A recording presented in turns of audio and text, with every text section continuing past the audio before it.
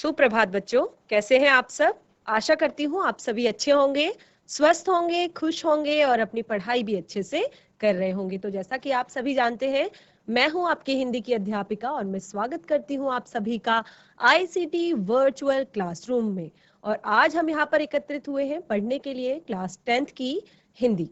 Class 10th की हिंदी में, जैसे कि आप सभी को पता है, आपकी पाठ्य पुस्तिका कृतिका भाग 2 का चैप्टर 2 चल रहा है, जॉर्ज पंचम की नाक। और इस चैप्टर के बारे में हम बहुत कुछ अपने पिछले सेशन में पढ़ चुके हैं। क्योंकि चैप्टर जो है वो कंप्लीट नहीं हुआ था, तो आज इसी चैप्टर को हम कंटिन्यू करेंगे। जैसे कि आपको पता है कि क्या क्या तैयारियां इसमें चल रही थी जब रानी एलिजाबेथ भारत के दौरे पर आ रही थी। तो यहाँ पर सबसे बड़ी एक समस्या भारत में आई थी कि उस समय दिल्ली के इंडिया गेट पर लगी जॉर्ज पंचम की जो लाट थी उस पर नाक नहीं थी। तो उनकी नाक को उनकी नाक अर्थात अपनी नाक को बचाने के लिए उनकी नाक का इंतजाम किया जा रहा था। तो किस किस तरह की तैयारियां हुई ये हमने पिछले चैप्टर में पढ़ा। आज पढ़ेंगे आगे क्या होने वाला है, आगे का क्या इसमें प्रोसेस है, ये सारी चीजें आज हम पढ़ेंगे। और क्योंकि बार बार कह रही हूँ, चैप्टर जो है आपकी परीक्षाओं की दृष्टि से बहुत ही ज्यादा महत्वपूर्ण है। आप पिछले 2-3 सालों के अगर सैंपल पेपर आप उठा के देखेंगे तो इस चैप्टर से बार बार आपको बहुत सारे प्रश्न और गद्य खंड आएगा, जिसमें से आपको प्रश्न के उत्तर देने के लिए भी आएंगे। तो ये चैप्टर अगर आप एक बार ध्यान से पढ़ लेंगे तो आपको दोबारा पढ़ने की जरूरत नहीं पड़ेगी और आप सारे प्रश्नों के उत्तर बहुत अच्छे से दे पाएंगे। तो चलते हैं स्मार्ट बोर्ड की तरफ, शुरू करते हैं आज का सेशन। सभी बच्चे ध्यान से सुनेंगे। तो जैसे कि हमने पढ़ा था पिछले सेशन में कि जब जो मूर्तिकार था सबसे पहले वो पत्थरों की खोज के लिए गया, पत्थर ढूंढने के लिए सारे इंडिया में लगभग वो चला गया था और उसको उस टाइप का जो पत्थर है वो नहीं मिल पाया था।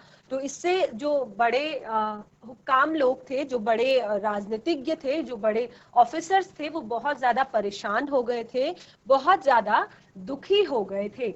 लेकिन फिर क्या था कि मूर्तिकार ने उन्हें एक और आइडिया दिया था, एक और तरीका सुझाया था। लेकिन उसने कहा था कि इस पे मेरी एक शर्त है कि आप लोग इस बात को कभी न्यूज़पेपर में नहीं छपवाएंगे, न्यूज़पेपर की हेडलाइंस नहीं बनवाएंगे। और वो क्या बात थी कि उसने कहा था कि अगर हमारे देश में जो महापुरुषों की बहुत सारी मूर्तियां, बहुत सारी लाटें इधर उधर देश के प्रत्येक कोने में लगी हुई है, अगर उनमें से ही हम किसी की नाक को निकाल कर जॉर्ज पंचम की जो मूर्ति है उस पर लगा दें तो कैसा रहेगा। तो फिर उन्होंने थोड़ा सा सोचने विचारने के बाद, जो हुक्काम लोग थे, जो बड़े राजनीतिज्ञ थे, जो बड़े ऑफिसर्स थे, उन्होंने थोड़ा सा सलाह मशवरा किया और फिर इस बात के लिए हामी भर दी गई। और मूर्तिकार फिर से पूरे भारत के दौरे पर निकला और पूरे भारत में जितने भी हमारे महापुरुष हुए, स्वतंत्रता सेनानी हुए और जितने भी हमारे देश में, हमारे देश को आजाद कराने के लिए जिन लोगों ने सहयोग दिया, या और भी जो बड़े हमारे महापुरुष थे, उनकी मूर्तियों को खंगाला। लेकिन अंत में क्या हुआ कि उसने सारी मूर्तियों को देखा, लेकिन जो सारी मूर्तियां थी, सबकी नाकों का जो नाक था वो जॉर्ज पंचम की नाक, जो नाक से सारी जो नाकें थी वो बड़ी थी। अर्थात जॉर्ज पंचम की जो नाक थी वो छोटी नाक थी, उसका जो साइज था वो छोटा था। तो क्या हुआ, सुनकर सब हताश हुए। आगे हम पढ़ना शुरू करेंगे। सुनकर सब हताश हो गए और झुंझलाने लगे। अर्थात थोड़ा सा जब हम किसी चीज से हताश हो जाते हैं, निराश हो जाते हैं, तो थोड़ा सा हमारे अंदर झुंझलाहट, थोड़ा सा गुस्सा, थोड़ा सा फ्रस्ट्रेशन, थोड़ा सा इरिटेशन आ जाती है। तो इसी तरह जो बाकी वहां पर जो सदस्य थे उनके अंदर भी इस तरह की भावनाएं थोड़ा सा जगी। लेकिन फिर मूर्तिकार ने ढंढास बंधाते हुए आगे कहा। मूर्तिकार ने थोड़ा सा उनको आश्वासन दिया और कहा कि सुना है बिहार के सेक्रेटरिएट के सामने सन 42 में शहीद होने वाले बच्चों की मूर्तियां स्थापित है।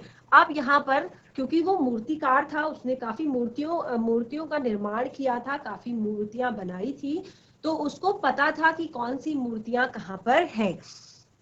तो मूर्तिकार ने उन्हें थोड़ा सा आश्वासन दिया और कहा कि बिहार के सेक्रेटरिएट के सामने सन 42 में शहीद होने वाले जो बच्चे हैं उनकी मूर्तियां लगाई गई हैं, और क्योंकि जॉर्ज पंचम की जो नाक है वो थोड़ा सा छोटी है, तो शायद बच्चों की नाक ही फिट हो जाए, यह सोचकर वह वहां भी पहुंचा। पर उन बच्चों की नाकों से भी इससे कहीं नाकें भी इससे कहीं बड़ी बैठती थी। जो बच्चे थे, जिनकी जो बच्चों की नाकें वहां लाट पे लगाई गई थी, वो जॉर्ज पंचम की नाक से काफी बड़ी थी वो भी। तो फिर उसने कहा कि अब बताइए मैं क्या करूं। अब जो जो मूर्तिकार है वो थोड़ा सा परेशान हो गया, वो भी, क्योंकि वो भी काफी कुछ कर चुका था अपनी तरफ से। तो अब वो भी परेशान हो गया और उसने कहा कि अब बताइए अब मैं क्या करूं। और राजधानी में सब तैयारियां थी, राजधानी दिल्ली में सारी तैयारियां बिल्कुल जोरों पर थी। महारानी एलिजाबेथ जो भारत आ रही थी तो उनके लिए पूरी तैयारी की गई थी। जॉर्ज पंचम की लाट को मल मल कर नहलाया गया था, और जॉर्ज पंचम की जो लाट थी उसको भी मल मल कर नहलाया गया था। सब हो चुका था, सिर्फ नाक नहीं थी। सब कुछ हो चुका था, लेकिन सिर्फ और सिर्फ नाक ही नहीं थी। बात फिर बड़े हुक्कामों तक पहुंची। अब जब छोटे जो हुक्काम थे, लोग छोटे जो राजनीतिज्ञ थे, छोटे जो ऑफिसर्स थे, उनसे अब ये बात, क्योंकि हाथ से निकलती जा रही थी बात, काफी प्रॉब्लम, दिक्कत इस काम में आ रही थी, तो अब ये बात बड़े हुक्कामों तक पहुंची। अर्थात जो बड़े लोग होते हैं, बड़े राजनीतिज्ञ या बड़े अध्यक्ष या बड़े नेता या फिर बड़े लोगों तक पहुंची। बड़ी खलबली मची। अगर जॉर्ज पंचम की नाक न लग पाई तो रानी का स्वागत करने का मतलब, अर्थात अगर जॉर्ज पंचम की नाक नहीं लग पाई तो रानी का स्वागत करने का क्या मतलब हुआ। क्योंकि रानी जो है वो दिल्ली आ रही थी और वो स्वयं इंग्लिस्तान की रानी थी, अंग्रेजी इंग्लैंड की वो रानी थी। और क्योंकि भारत उसी समय अंग्रेजों से आजाद हुआ था, अंग्रेजों के अधीन था पहले, तो अंग्रेजों से आजादी भारत ने पाई थी। लेकिन जो जॉर्ज पंचम की लाट वहां पर लगी थी, उनकी नाक ना होने के कारण उन्हें ये बात अपनी नाक कटने वाली प्रतीत हो रही थी। उन्हें लग रहा था कि अगर जॉर्ज पंचम की लाट पर नाक नहीं होगी तो ये बात उन्हें अपनी नाक कटने जैसी लग रही थी। लेकिन जो मूर्तिकार था वो पैसों के लिए लाचार था। अर्थात पहले भी मैंने आप लोग को बताया था कि भले ही वो एक कलाकार था, लेकिन पैसों के लिए वो थोड़ा सा लाचार था। पैसे की जो जरूरत है वो सभी के लिए होती है, फिर वो एक छोटा सा मूर्तिकार था, छोटा सा कलाकार था, तो हार मानने वाला कलाकार नहीं था। आखिर उसने भी सोचा कि वो हार तो बिल्कुल नहीं मानेगा, क्योंकि वहां से उसको था कि लगभग मोटा मुनाफा उसे हो सकता है, एक अच्छी खासी रकम उसे इस काम की मिल सकती है। एक हैरत अंगेज ख्याल उसके दिमाग में कौंधा, और एक अचानक बहुत करने वाला जो एक ख्याल है उसके दिमाग में आया और उसने अपनी पहली शर्त दोहराई। तो क्या शर्त थी मूर्तिकार की? किसी को याद है कि क्या शर्त थी मूर्तिकार की? अभी अभी मैंने लाइन को रिपीट किया था। मूर्तिकार की यह शर्त थी कि जो मैं बात बोल रहा हूं ये न्यूज़पेपर्स की हेडलाइन नहीं बननी चाहिए, न्यूज़पेपर्स में नहीं छपनी चाहिए, अखबारों में। तो उसने सेम इसी शर्त को दोबारा दोहराया कि मेरे दिमाग में एक और आइडिया आया है, लेकिन शर्त बिल्कुल वही है कि आप इस बात को न्यूज़पेपर में नहीं छापेंगे। जिस कमरे में बैठक हुई थी उसके दरवाजे फिर बंद हुए। अर्थात जहां पर बैठक चल रही थी फिर उस कमरे के दरवाजे जो है वो बंद किए गए। मूर्तिकार ने अपनी नई योजना पेश की, क्योंकि जो नाक लगना था वो एकदम जरूरी काम था। इसीलिए मूर्तिकार ने कहा कि मेरी राय है कि 40 करोड़ में से कोई एक जिंदा नाक काट कर लगा दी जाए। तो उस समय शायद हमारे देश भारत की जो जनसंख्या है वो 40 करोड़ होगी।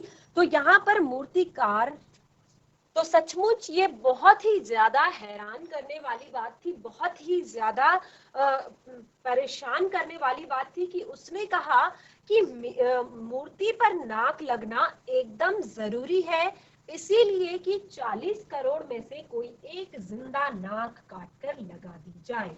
तो लास्ट में उसने उसको ये एक फैसला, एक ऐसा आइडिया आया कि उसने कहा कि देश की जो 40 करोड़ जनता है उनमें से अगर किसी एक की भी नाक काट कर लगा दी जाए तो कोई इतनी बड़ी बात यहाँ पर नहीं होगी।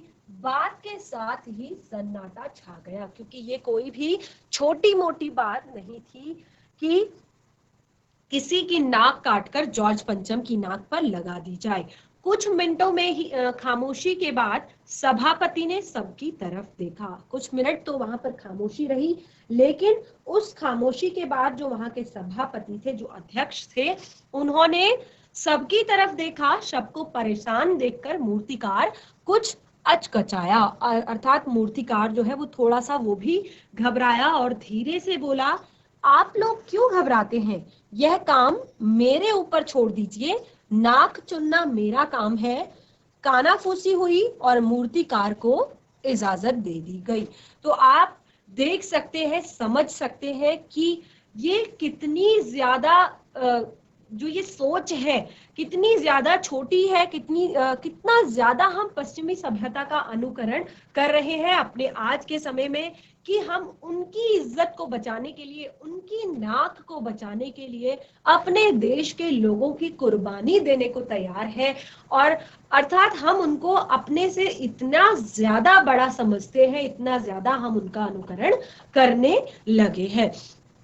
तो मूर्तिकार ने कहा कि आप परेशान ना होइए, आप इस बात को मेरे ऊपर छोड़ दीजिए, नाक को चुनना मेरा काम है, अर्थात ये काम मेरा है, क्योंकि साइज देख के नाक मैं ही चुनूंगा, आप सिर्फ मुझे इजाजत दीजिए। और कानाफूसी हुई, अर्थात आपस में बात की, सभी जो लोग हैं, अध्यक्ष लोग हैं, सभापति लोग हैं और राजनीतिक लोग हैं, उन्होंने आपस में बातचीत की और मूर्तिकार को इजाजत दे दी गई।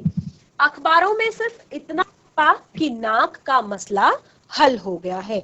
अखबारों में सिर्फ एक ही बात छपी, वो भी कौन सी, कि नाक का जो मसला है, जो नाक की परेशानी चल रही थी नाक के बारे में, ये सॉल्व हो चुकी है। क्योंकि आगे का जो मैटर था वो बताने लायक तो शायद नहीं था। और अब राजपथ पर इंडिया गेट के पास वाली जॉर्ज पंचम की लाट के नाक लग रही है। और अब टाइम आ गया है कि राजपथ पर जो जॉर्ज पंचम की लाट की जो नाक है वो अब लग रही है। नाक लगने से पहले फिर हथियार बंद पहरेदारों की तैनाती हुई, क्योंकि नाक तो पहले से लगी हुई थी, नाक तो पहले भी थी, लेकिन कुछ, क्योंकि जब हमारा देश आजाद हुआ तो उसके बाद कुछ जो लोग थे वो नाक रखने के पक्ष में थे और कुछ नाक को नहीं रखने के पक्ष में थे। तो आप समझ सकते हैं इस बात का क्या अर्थ हो सकता है। अर्थात कुछ लोगों की जो मानसिकता थी वो पूर्ण रूप से भारत के लिए थी, वो भारत के लिए ही अपना सब कुछ करना चाहते थे, भारत को ही सर्वश्रेष्ठ मानते थे, अपने देश के लिए वो जीना चाहते थे और अपनी विचारधारा को वो आगे बढ़ाना चाहते थे, अपनी संस्कृति को आगे बढ़ाना चाहते थे। लेकिन जैसे कि मैंने आपको बताया, कुछ लोगों की जो मानसिकता है, कुछ लोग जो है आजादी के बाद भी केवल शारीरिक रूप से आजाद हुए थे, वो मानसिक रूप से आजाद नहीं हुए थे। वो मानसिक रूप से तब भी पश्चिमी सभ्यता का पालन कर रहे थे और पश्चिमी सभ्यता को ही सर्वश्रेष्ठ मानते थे और उन्हीं को बड़ा मानते थे। तो इसी कारण यहाँ पर ये द्वंद चल रहा था, ये परेशानी चल रही थी और यही कारण था कि नाक उस टाइम भी हटा दी गई थी और अभी भी ये डर था कि कहीं हटा ना दी जाए। तो फिर नाक लगने से पहले वहां पर फिर से हथियारबंद पहरेदारों की तैनाती हुई। हथियारबंद अर्थात जो हथियारों से युक्त हो, ऐसे पहरेदारों को वहां पर लगाया गया और मूर्ति के आसपास का जो तालाब है वो सुखाकर साफ कर दिया गया। उसकी रवाब निकाली गई और ताजा पानी डाल दिया गया, अर्थात उसमें जो भी गंदगी थी उसकी साफ सफाई की गई और उसमें ताजा पानी भरने लगा, ताकि जो जिंदा नाक लगाई जाने वाली थी वो सूखने ना पाए, क्योंकि वहां पर जिंदा नाक लगने वाली थी, तो इसीलिए ताकि वो जिंदा नाक सूख ना पाए इसके लिए वहां पर ताजा पानी भर दिया गया। इस बात की खबर जनता को नहीं थी, और इस बात की जो खबर है वो बिल्कुल भी जनता को नहीं थी, और ये सारी तैयारियां जो है भीतर ही भीतर चल रही थी। और रानी के आने के दिन नजदीक आता जा रहा था। मूर्तिकार खुद अपने बताए हल से परेशान था, क्योंकि मूर्तिकार जो था अब वो खुद अपने ही बताए हुए हल से, अर्थात कि क्या होना चाहिए इस बात से वो परेशान था। और क्या हुआ कि उसने जिंदा नाक लाने के लिए कमेटी वालों से कुछ और मदद मांगी। फिर उसने कहा कि आप मेरी थोड़ा सा हेल्प कर दीजिए, आप मेरी थोड़ा सा मदद कर दीजिए, और वह उसे दे दी गई, और वो जो हेल्प है वो उसे दे दी गई, लेकिन इस हिदायत के साथ कि एक खास दिन हर हालत में नाक लग जानी चाहिए। और ये हिदायत भी साथ में दी गई मदद के साथ साथ कि एक खास दिन नाक लग जानी चाहिए, अर्थात रानी के आने से पहले ही ये नाक लग जानी चाहिए। और वह दिन आया। अब वह दिन आ गया, जॉर्ज पंचम की नाक लग गई, और वो दिन आ गया और जॉर्ज पंचम की जो नाक है वो लग गई। सब अखबारों ने खबरें छापी कि जॉर्ज पंचम की जिंदा नाक लगाई गई है, यानी ऐसी नाक जो कतई पत्थर की नहीं लगती।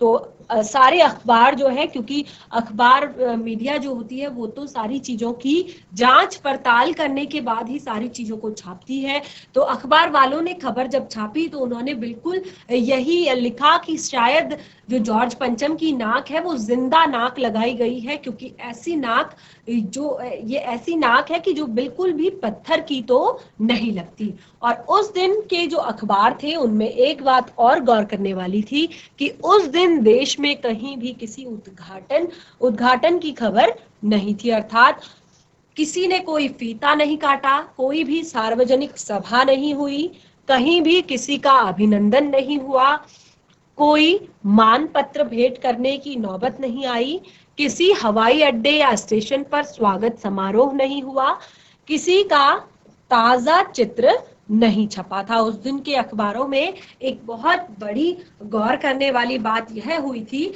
कि उस दिन देश में किसी भी उद्घाटन की खबर नहीं छपी थी, किसी ने कोई फीता नहीं काटा था, और सार्वजनिक कोई सभा भी हमारे देश में नहीं हुई थी, और सब अखबार जो थे वो खाली थे।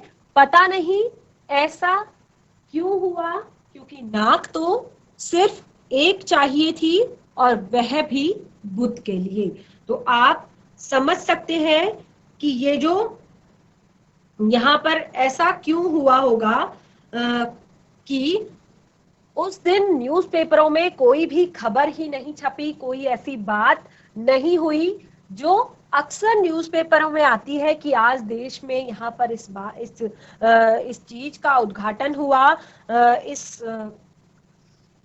और यहाँ पर कोई सार्वजनिक सभा हुई, यहाँ पर ये बात हुई, और हमारे देश में इनका स्वागत किया गया, या इस तरह की बहुत सारी बातें जो है नहीं हुई इन अखबारों में। पता नहीं ऐसा क्यों हुआ, ये कोई बता नहीं पाया, क्योंकि नाक तो सिर्फ एक ही चाहिए थी। लेकिन आप देख सकते हैं, आप समझ सकते हैं कि ऐसा क्यों हुआ होगा, क्योंकि हम पूरा चैप्टर जो है वो पढ़ चुके हैं और समझ चुके हैं कि क्या परिस्थिति उस समय हमारे देश में होगी। तो अब यहाँ पर पाठ से जुड़े हुए कुछ महत्वपूर्ण प्रश्न हैं जिनके उत्तर हमें देने हैं।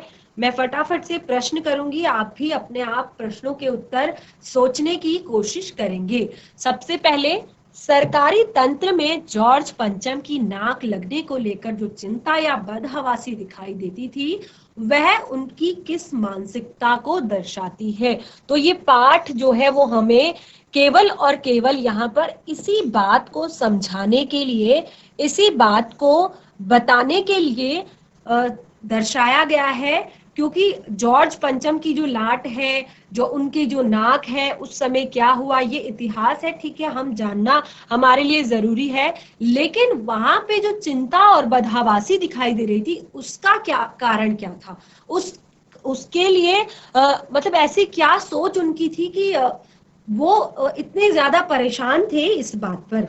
तो इसके लिए हम इस तरह इसका उत्तर लिख सकते हैं कि सरकारी तंत्र में जॉर्ज पंचम की नाक लगाने को लेकर जो चिंता और बदहवासी थी, वो उनकी गुलाम मानसिकता थी। जैसे कि मैं आपको पहले बता रही हूं कि वो केवल और केवल शारीरिक रूप से स्वतंत्र हुए थे, मानसिक रूप से बिल्कुल भी ऐसे लोग जो है वो स्वतंत्र नहीं थे।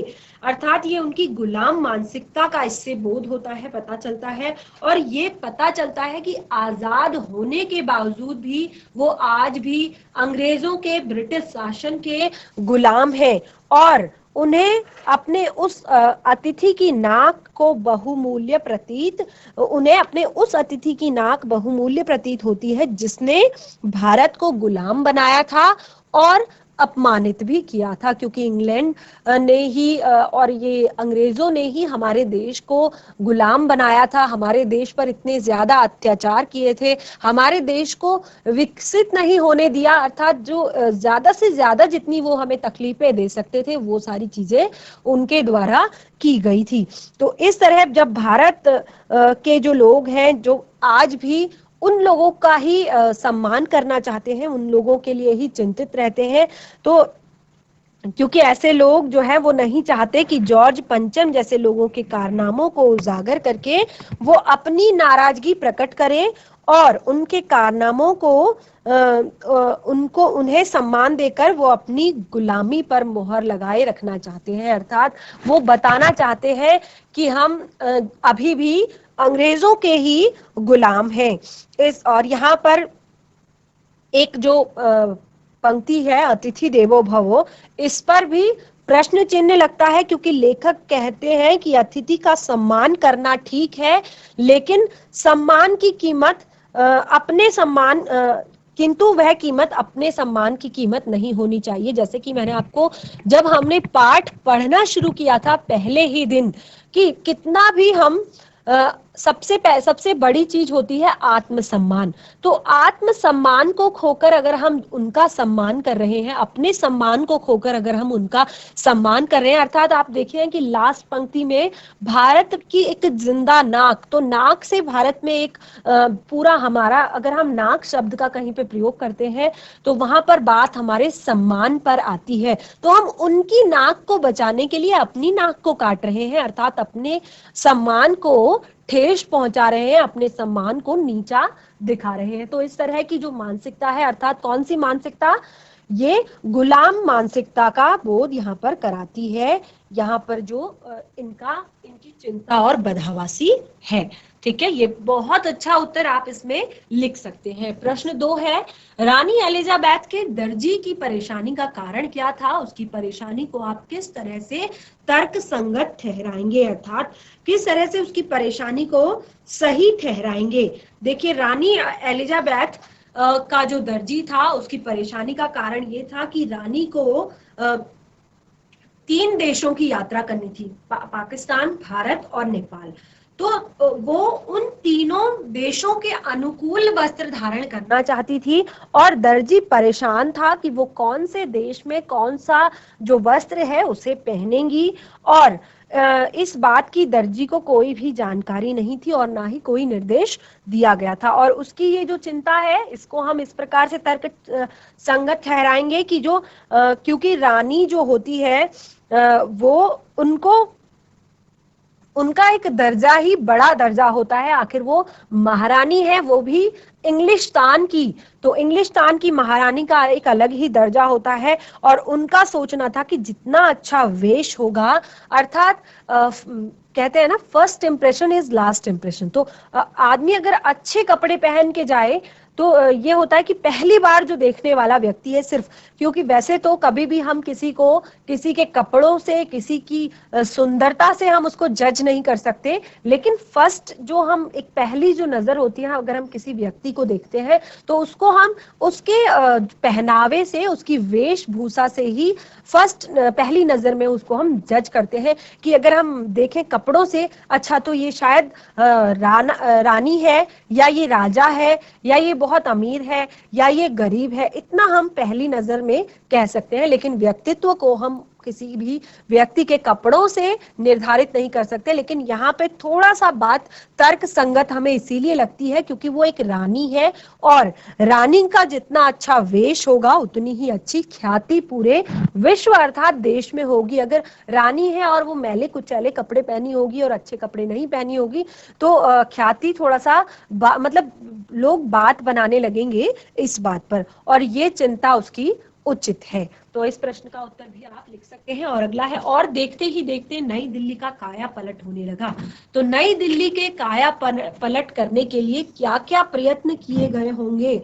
तो काया पलट तो आज भी किसी भी जगह का बहुत अच्छी तरह से नहीं हो पाया है। तो आप इस बात का, इस प्रश्न का उत्तर बहुत अच्छे से दे सकते हैं कि अगर किसी भी जगह का काया पलट करना हो तो क्या क्या प्रयत्न हम कर सकते हैं और उस समय क्या क्या प्रयत्न किए गए होंगे। तो कुछ बातें जो है मैं वो आपको बताऊंगी। जैसे दिल्ली के काया पलट करने के लिए सबसे पहले जो गंदगी के ढेर जो है जगह जगह जो लगे हुए उनको हटाया गया होगा। सड़कों, इमारतों और पर्यटन स्थलों की रंगाई पुताई की गई होगी। सड़कों पर जो भी गड्ढा होता है, पानी जमा होता है, उसको हटाया गया होगा।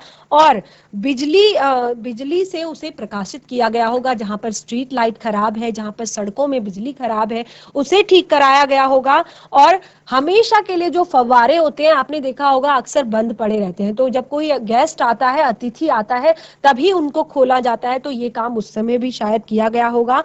और सबसे बड़ी बात जो आज भी होता है और हमेशा होता रहेगा कि भीड़ भाड़ वाली जगह जो है वहां पर ट्रैफिक पुलिस ने विशेष प्रबंध किया होगा। अर्थात ऐसे ट्रैफिक को डिवाइड किया होगा कि जब रानी का जो गाड़ी है वहां से जाए, जब रानी का पूरा जलसा वहां से जाए तो किसी को कोई परेशानी और दिक्कत ना हो। अगला प्रश्न है, आज की पत्रकारिता में चर्चित हस्तियों के पहनावे, खान पान संबंधी आदतों के वर्णन का दौर चल रहा है। तो इस प्रकार की पत्रकारिता के बारे में आपका क्या विचार है और इस तरह की पत्रकारिता आम जनता विशेषकर युवा पीढ़ी पर क्या प्रभाव डालती है?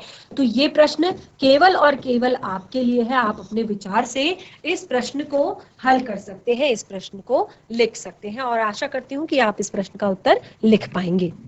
तो बच्चों, आज का जो ये हमारा चैप्टर है जॉर्ज पंचम की नाक, ये हमारा कंप्लीट हो गया है। और आशा करती हूँ कि आपको ये बहुत ज्यादा पसंद आया होगा और बहुत सारी बातें आपको इस चैप्टर से, इस पार्ट से सीखने को मिली होंगी, क्योंकि बहुत सारी चीजों के बारे में ये पाठ हमें बताता है। बहुत ज्ञानवर्धक ये पाठ है। तो ये आप लोगों को समझ में आया होगा। पाठ से जुड़े हुए प्रश्न भी हमने कर लिए हैं। अगर जो एक प्रश्न है वो आपके लिए होमवर्क है और इसे आप स्वयं करेंगे। तो आज का सेशन जो है वो यहीं पे समाप्त होता है। मिलेंगे नए सेशन में, तब तक के लिए धन्यवाद। आपका दिन शुभ हो।